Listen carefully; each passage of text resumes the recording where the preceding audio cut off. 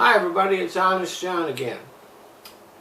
The United States has nuclear weapons agreements with Russia and China. As part of those deals, the United States agrees that it will only have a certain number of nuclear weapons, and China and Russia agree to limit their nuclear stockpiles.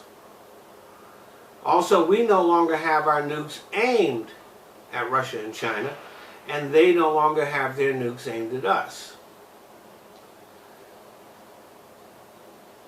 Nowhere in those deals is there anything that involves Russia or China changing their foreign policy or us changing ours.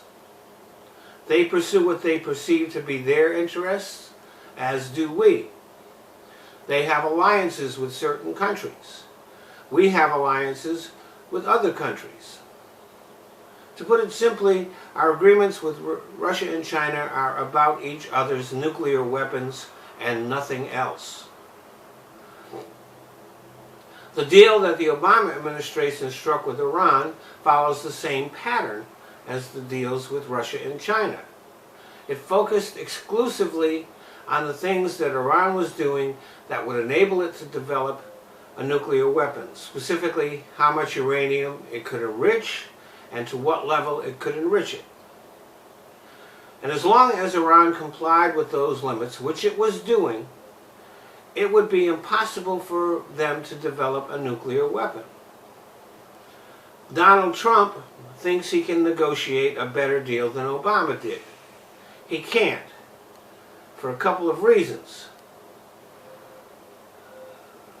Obama is a very smart man. Donald Trump is a very stupid one. And Trump has surrounded himself with idiots. One of his advisors is John Bolton. The last president that listened to Bolton was George W. Bush. Bolton advised Bush to go to war with Iraq, which, as everybody knows, was a complete disaster.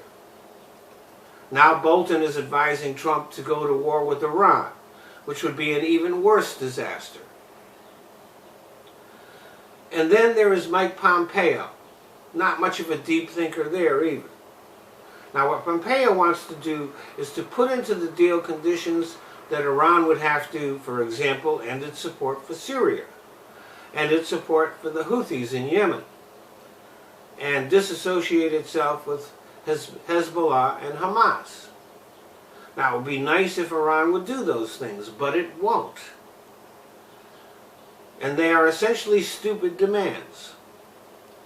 Imagine that Iran demanded that we end our support for Israel and our other allies. We would consider that ridiculous.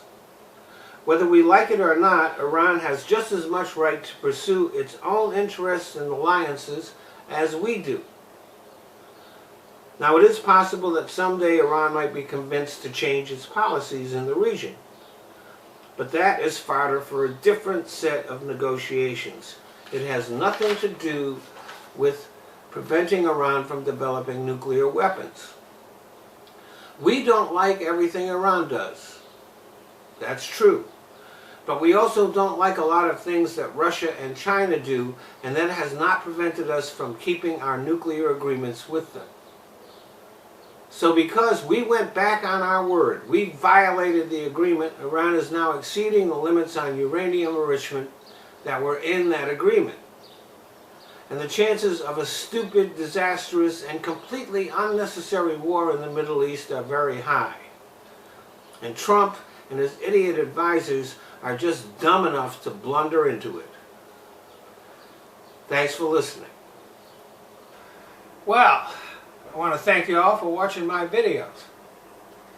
But there are certain changes that Google has made to YouTube, which, since I'm a smaller channel, means that I can't monetize my videos. So I found places where I can. So instead of watching my videos here on YouTube, I'd appreciate it if you go either to Patreon or to Top Buzz. They let me monetize videos, and I don't even have to put commercials on. So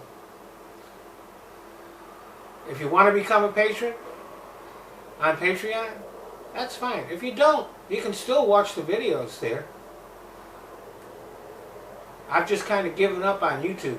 YouTube is just a place that I use so that I can put my videos in other places. So, Patreon, Top Buzz, the links are in the description box. Thanks a lot.